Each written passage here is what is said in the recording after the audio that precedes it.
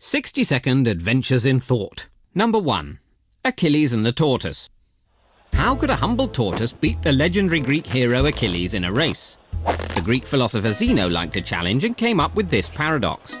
First, the tortoise is given a slight head start. Anyone fancying a flutter would still rush to put their money on Achilles, but Zeno pointed out that to overtake him, Achilles would first have to cover the distance to the point where the tortoise began. In that time, the tortoise would have moved, so Achilles would have to cover that distance, giving the tortoise time to amble forwards a bit more. Logically, this would carry on forever. However small the gap between them, the tortoise would still be able to move forwards while Achilles was catching up, meaning that Achilles could never overtake. Taken to an extreme, this bizarre paradox suggests that all movement is impossible. But it did lead to the realization that something finite can be divided an infinite number of times.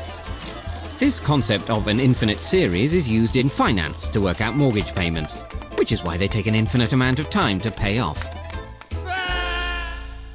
Number 2. The grandfather paradox. Will time travel ever be possible? René Barjavel was a French journalist and science fiction writer who spent a lot of his time thinking about time travel. In 1943, Barjavel asked what would happen if a man went back in time to a date before his parents were born and killed his own grandfather. With no grandfather, one of the man's parents would never have been born, and therefore the man himself would never have existed. So there would be nobody to go back in time and kill the grandfather in the first place, or the last place, depending on how you look at it. The grandfather paradox has been a mainstay of philosophy, physics, and the entire Back to the Future trilogy. Some people have tried to defend time travel with arguments like the parallel universe resolution, in which the changes made by the time traveller create a new, separate history branching off from the existing one. But the grandfather paradox prevails. Although the paradox only suggests that travelling backwards in time is impossible, it doesn't say anything about going the other way. Number 3. The Chinese room. Can a machine ever be truly called intelligent? American philosopher and Rhodes Scholar John Searle certainly can. In 1980, he proposed the Chinese room thought experiment in order to challenge the concept of strong artificial intelligence, and not because of some 80s design fad. He imagines himself in a room with boxes of Chinese characters he can't understand and a book of instructions which he can. If a Chinese speaker outside the room passes him messages under the door, Searle can follow instructions from the book to select an appropriate response. The person on the other side would think they're chatting with a Chinese speaker, just one who doesn't get out much. But really, it's a confused philosopher. Now, according to Alan Turing, the father of computer science, if a computer program can convince a human they're communicating with another human, then it could be said to think. The Chinese room suggests that however well you program a computer, it doesn't understand Chinese, it only simulates that knowledge, which isn't really intelligence. But then sometimes humans aren't that intelligent either.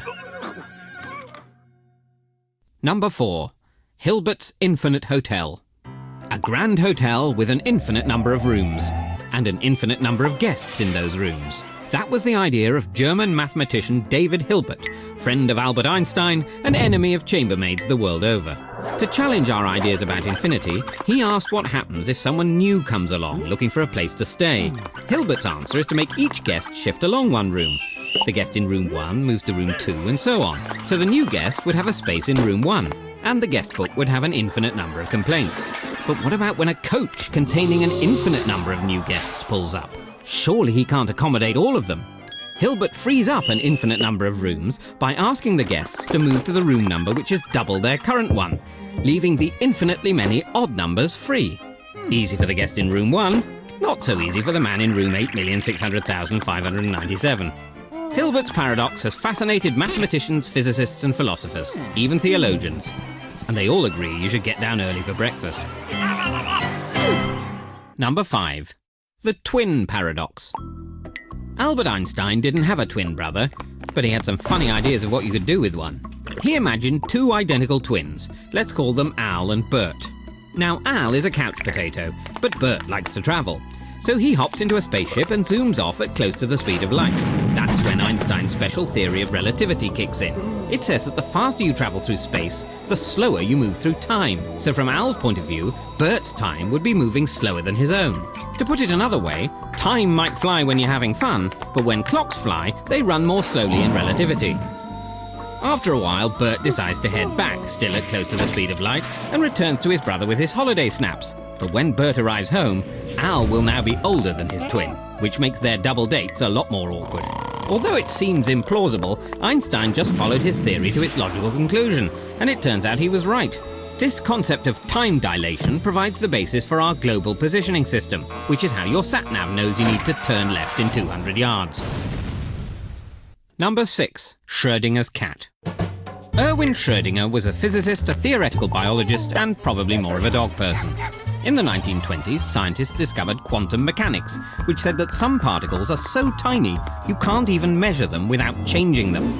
But the theory only worked if, before you measure them, the particle is in a superposition of every possible state all at the same time. To tackle that, Schrödinger imagined a cat in a box, with a radioactive particle and a Geiger counter attached to a vial of poison. If the particle decays, it triggers the Geiger counter, releases the poison, and bye-bye tiddles. But if the particle is in two states, both decayed and not decayed, the cat is also in two states, both dead and not dead, until someone looks in the box. In practice, it's impossible to put a cat into a superposition. You'd have the animal rights lobby up in arms. But you can isolate atoms, and they do seem to be in two states at once. Quantum mechanics challenges our whole perception of reality, so maybe it's understandable that Schrödinger himself decided he didn't like it, and was sorry he ever started on about cats.